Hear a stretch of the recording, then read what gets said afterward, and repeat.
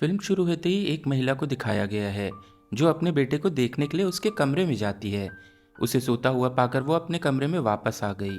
अपने लैपटॉप पर वो इंटरनेट के नुकसान के बारे में पढ़ने लगती है।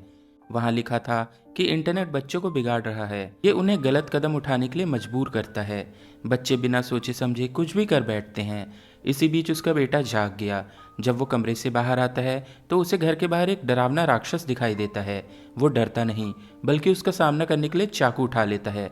राक्षस घर के अंदर आ जाता है, लेकिन अचानक बच्चा डरकर अपनी माँ के कमरे में जाता है और उसी के पेट में वो चाकू मार देता है। यहाँ से सीन शिफ्ट होकर मुख्य किरदार आशा पर आता है। वो एक यूट्यूबर है और अपने चैनल पर हर दिन वीडियो अपलोड करती है, लेकिन उसके केवल 9 सब्सक्राइबर हैं, जिसकी वजह से वो काफ़ी परेशान हैं। उसके परिवार में कुल 4 लोग हैं, उसकी माँ, पिताजी और एक छोटा भाई। आज उसके भाई के स्कूल में कोई कार्यक्रम था जिसके लिए वो लोग निकलने ही वाले थे। उन्होंने तय किया कि कोई भी अपना फ़ोन बाहर नहीं ले जाएगा। चारों ने अपना मोबाइल घर पर ही छोड़ दिया। जब उसका भाई परफॉर्म कर रहा था, आशा बाहर अपने दोस्त के पास आती है। अंदर एक आदमी उसके पिता को बताता है कि एक राक्षस इंटरनेट पर काफ़ी वायरल है। वो बच्चों को ही दिखाई देता है और उन्हें खुद को नुकसान पहुंचाने के लिए मजबूर करता है। इसके चलते एक बच्चे ने अपनी मां पर चाकू से हमला कर दिया। आशा अपनी सहेली के मोबाइल से देखती है कि उसके वीडियो को अभी भी व्यूज़ नहीं मिल रहे हैं। बस उसके एक क्लासमेट की ओर से एक कमेंट वाव आई है। आशा की दोस्त का कहना है कि वो लड़की बहुत अजीब है। मुझे नहीं पता कि उसके वाव का क्या अर्थ हो सकता है। आशा के पिता बाहर आते हैं। वो उसे मोबाइल इस्तेमाल करता देख गुस्सा करते हुए समझाने लगते हैं, मेरे बच्चे, अभी तुम्हारी जो उम्र है वो तुम्हें दोबारा नहीं मिलेगी, इसे बर्बाद मत करो। जिसके बाद ये परिवार अपने घर आ जाता है।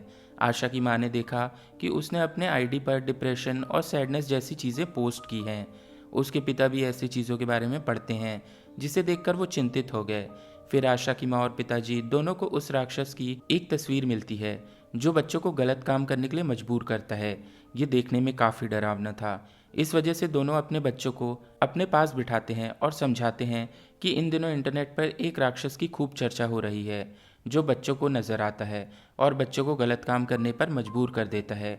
तुम इसे ऑनलाइन कहीं भी देख सकते हो, इसलिए थोड़ा ध्यान रखो। जितना हो सके इंटरनेट से दूर रहो। इसके बाद आशा अपने दोस्तों की वीडियो देख रही थी जो उसी राक्षस के बारे में बात कर रहे थे जिसका नाम ग्रिम कट्टी है। फिर आशा ने भी मैसेज किया कि हाँ, मुझे भी आज इसके बारे में पता चला। अब उसके मम्मी पापा की इंटरनेट को लेकर चिंता बढ़ गई थी, क्योंकि उन्हें पता चला कि एक बच्चे ने अपना हाथ काटने की कोशिश की है। दोस्तों, क्या आपके भी माता पिता आपको इंटरनेट कम यूज़ करने के लिए कहते हैं? हमें कमेंट में ज़रूर बताइए। वे तेज़ी से इंटरनेट पर ग्रिम कट्टी के बारे में सर्च करना शुरू कर देते हैं। अगले ही पल आशा ग्रिम कट्टी को अपने घर में देखती है। वो काफ़ी डर जाती है और ज़ोर ज़ोर से चिल्लाने लगती है। उसकी चीख सुनकर उसके पिता आते हैं और उसे संभालते हैं। पुलिस भी उसके घर आती है। आशा उन्हें बताती है कि मैंने ग्रिम कट्टी को देखा है। वो लाल आंखों और बड़े दांत वाला काफ़ी लंबा राक्षस था, बिल्कुल इस तस्वीर की तरह।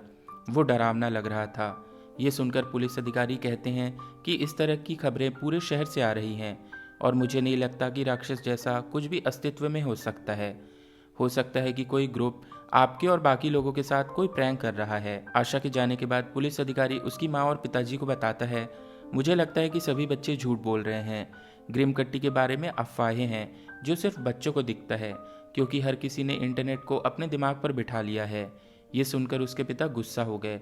वो आशा के कमरे में जाते हैं और उसका लैपटॉप और मोबाइल ले लेते हैं। सुबह जब वो उठती है तो उसके माता पिता कहते हैं, अब से तुम दोनों मोबाइल और लैपटॉप से दूर रहोगे, कम से कम 1 सप्ताह तक इंटरनेट का उपयोग नहीं करोगे। फिर वो अपने बच्चों को एक सेफ बॉक्स दिखाते हैं जिसमें बिजली से बनी चीज़ें रखी जाती हैं। ये देखकर आशा के भाई को लगा कि ये कोई गेम है, तो वो जल्दी से अपना मोबाइल और लैपटॉप लाकर सेफ बॉक्स में रख देता है। आशा इस बात से सहमत नहीं है। इसके बाद उसकी माँ उसे समझाने की कोशिश करती है कि जब से तुम यूट्यूबर बनी हो, तुम पूरे टाइम बस उसी के बारे में सोचती रहती हो। अब तुम इन चीज़ों से जितना दूर रहोगे, तुम्हारे लिए उतना ही अच्छा होगा। वो जवाब देती है कि मैं हेलुसिनेट नहीं कर रही थी, मैंने सचमुच ग्रिम कट्टी को देखा है। लेकिन उसके पिता नहीं सुनते, उन्होंने उसका मोबाइल छीन लिया। इस बीच आशा फिर से ग्रिम कट्टी को देखती है। वो डर गई और चिल्लाने लगी। वो तुरंत उस कमरे से चले जाती है। वो अपने भाई के पास आकर कहती है, मेरे सामने नाटक मत करो, मुझे पता है तुमने इंटरनेट इस्तेमाल करने की व्यवस्था कर ली होगी। अपना दूसरा लैपटॉप निकालो। उसके भाई ने सचमुच अपना दूसरा लैपटॉप छुपा रखा था, जिसमें वो दोनों ग्रिमकट्टी के बारे में सर्च करने लगते हैं। लेकिन उसके पिता बहुत चतुर निकले। वो वाईफाई का तार हटा देते हैं। सबके सोने के बाद आशा सेफ बॉक्स खोलने की कोशिश करती है, जिस पर ताला लगा हुआ था। वो इसे चाकू से खोल भी लेती है। वो अपना मोबाइल निकालती है और चेक करती है। तभी उसके क्लासमेट के 2 मैसेज आए थे। आशा उसे वीडियो कॉल करती है। वो बता रही थी कि मैंने भी ग्रिमकटी को देखा है। लेकिन तब तक उसके मम्मी पापा वहाँ आ गए, जिसे देखकर आशा अपने कमरे से भाग जाती है। उसके पिता को पता चला कि आशा ने सेफ बॉक्स से उसका मोबाइल चुरा लिया है।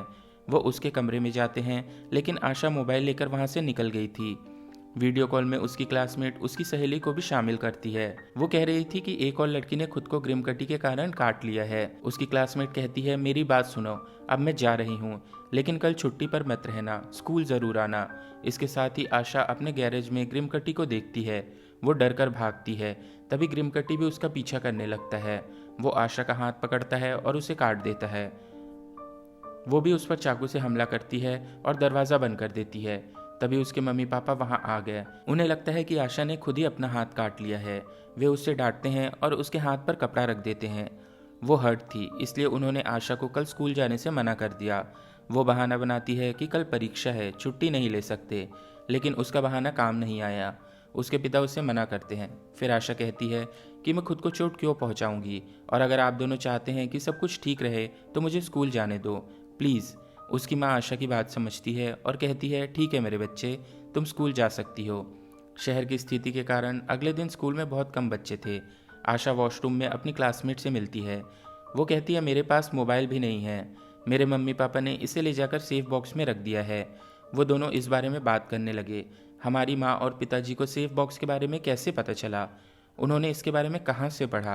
खैर, दोनों यहाँ से निकलकर अपने क्लासमेट के घर जाते हैं, जो कि बहुत अमीर है, और उसके घर में एक पार्टी चल रही थी। वो यहाँ इंटरनेट का उपयोग करने आए थे, क्योंकि उसके मम्मी पापा घर पर नहीं थे। वो अमीर लड़का उनकी बात मान जाता है कि अगर तुम्हारे पास मोबाइल नहीं है, तुम दोनों मेरा मोबाइल, लैपटॉप जो चाहे इस्तेमाल कर सकते हो। अब एक लड़का पार्टी में वीडियो बनाता है, जिसमें वो चाकू से एक्टिंग कर रहा था। वो कहता है कि उस ग्रिमकटी ने हमें अपने वश में कर लिया है। आशा की माँ और पिताजी को पता चला कि वो आज स्कूल नहीं आई।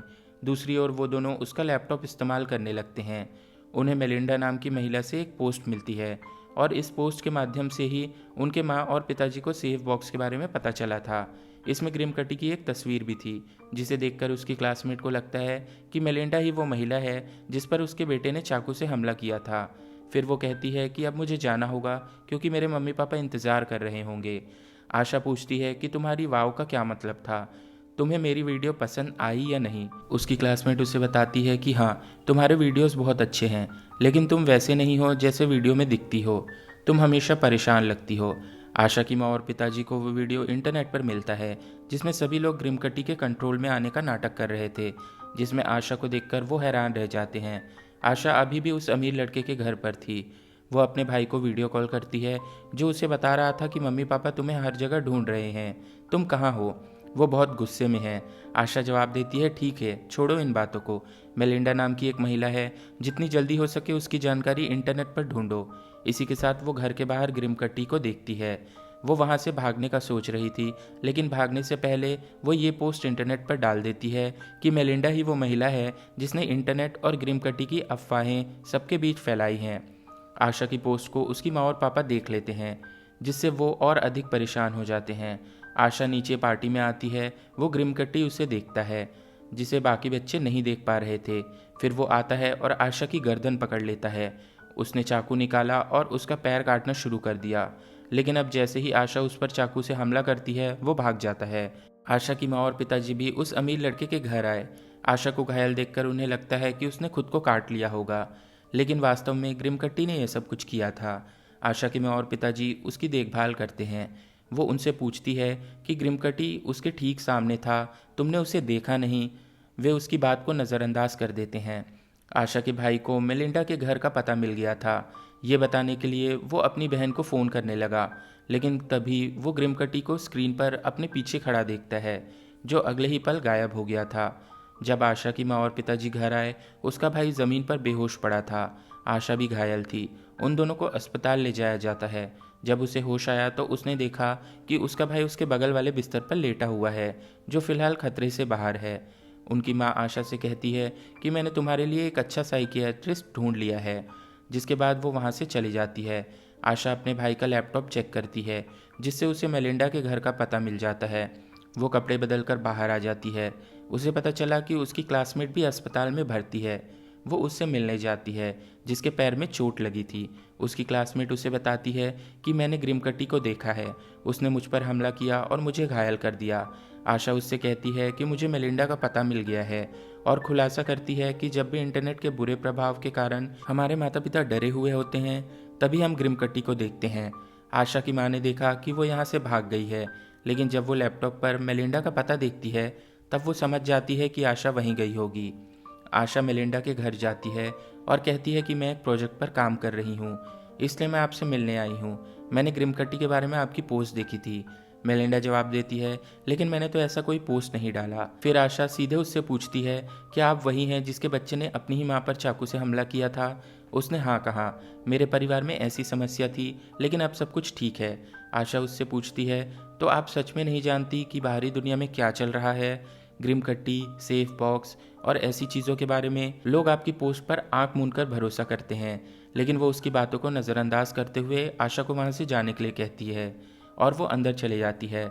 आशा वहाँ पर कूड़ेदान की जांच करती है, जहाँ उसे मेलिंडा का लैपटॉप, टैबलेट और मोबाइल फेंका हुआ मिला। अब वो चुपचाप घर में घुस जाती है। वो मेलिंडा के बेटे के कमरे में जाने लगती है। उसके दरवाजे पर बड़े बड़े ताले लगे हुए थे।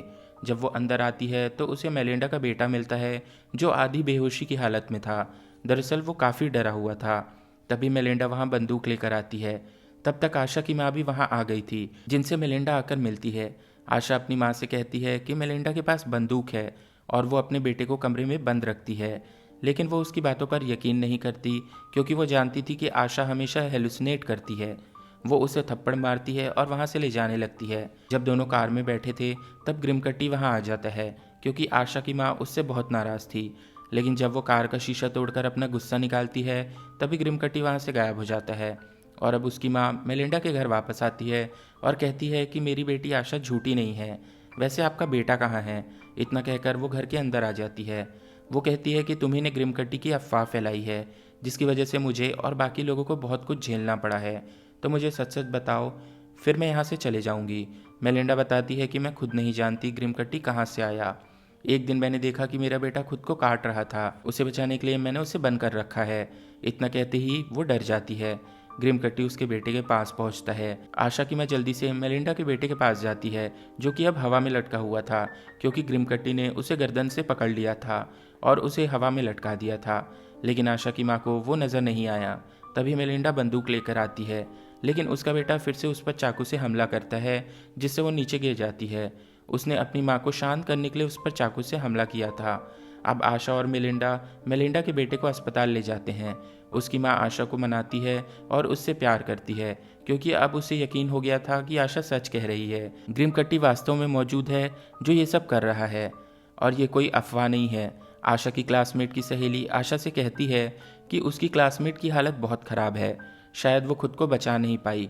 आशा की माँ उसके पिता से कहती है कि हमारे बच्चे सही हैं, वो सच कह रहे हैं, उन्हें कोई मानसिक रोग नहीं है। तभी पुलिस यहाँ आती है और आशा की माँ को ले जाती है मेलिंडा और उसके बच्चे के बारे में छानबीन करने के लिए। आशा का भाई जब अस्पताल के हॉल में खड़ा था, वो वहाँ ग्रिमकट्टी को देखता है। जैसे ही वो वहाँ से भाग जाता है, आशा उसे पकड़कर कमरे में ले आती है और बता रही थी कि मेरी मुलाकात मेलिंडा से हुई और मुझे पता चला कि जब भी हमारे माता पिता डरे हुए होते हैं, ग्रिमकट्टी तभी हमें दिखाई देता है और हमला करता है। यही वजह है कि मेलिंडा के बेटे ने अपनी ही माँ पर हमला किया था, बस उसका ध्यान भटकाने और उसे शांत करने के लिए। और अब मुझे ये भी पता है कि ग्रिमकट्टी को कैसे रोकना है। उसका भाई पूछता है, क्या आप पिताजी पर हमला करोगी? अब ग्रिमकट्टी आता है और उसके भाई का कॉलर पकड़ लेता है। ये देखकर आशा अपने भाई को बचाने के लिए बाहर आती है। अपने पिता का ध्यान भटकाकर उन्हें शांत करने की कोशिश करती है। जैसे ही उसका डर कम होता है, ग्रिमकट्टी उसके भाई को छोड़ देता है। वहीं उसका भाई भी वहाँ से भाग जाता है। अब ग्रिमकट्टी आता है और आशा को पकड़ लेता है। हालांकि वो उस पर कई बार चाकू से हमला करती है, लेकिन इसका कोई फ़ायदा नहीं होता, क्योंकि उसे दर्द महसूस नहीं हो रहा था। वो आशा को अपनी जीभ काट कर दिखाता है, तभी उसके पापा वहाँ आए और वो ग्रिमकट्टी पर लगातार चाकू से हमला करती है। ये देखकर ग्रिमकट्टी वहाँ से दूर भाग जाता है, लेकिन वो फिर से आशा पर हमला करता है। वो उसे कॉलर से पकड़कर हवा में उछाल देता है, जिसे उसके पिताजी ने भी देख लिया था। अब वो समझ जाते हैं कि मेरी बेटी आशा सही थी, ग्रिमकट्टी वही है, लेकिन वो उसे दिखाई नहीं दे रहा है। तो अब खुद को शांत करने के लिए वो खुद को एक इंजेक्शन देते हैं, जिसके कारण ग्रिमकट्टी उसे छोड़कर वहाँ से भाग जाता है। उसके पिता आशा से माफ़ी मांगते हैं कि मुझे माफ़ कर दो मेरे बच्चे, मैंने तुम पर विश्वास नहीं किया, हालांकि तुम सच्चे थे। फिर बाकी सब लोग भी यहाँ आ गए और आशा के पिता को अस्पताल ले जाया गया। अगले दृश्य में हम आशा को फिर से एक वीडियो बनाते हुए देखते हैं। वो इस प्रश्न का उत्तर देती है कि हाँ, ग्रिमकट्टी वापस आ सकता है, लेकिन हम सबको उसे रोकना होगा। हम अपनी माँ और पिताजी पर हमला नहीं करेंगे। फिर उसके पिता, क्लासमेट और मेलिंडा के बेटे की हालत में भी सुधार आने लगा। मतलब सब कुछ सामान्य हो गया था। अंत में वो कहती है कि ग्रिमकट्टी आए तो कोई बात नहीं, हम भी उस शैतान का सामना करने के लिए तैयार हैं। और इसी सीन पर यह फिल्म ख़त्म होती है। दोस्तों, आपको ये वीडियो कैसा लगा हमें कमेंट करके ज़रूर बताएं। मिलते हैं अगले वीडियो में, तब तक के लिए गुड बाय, टेक केयर।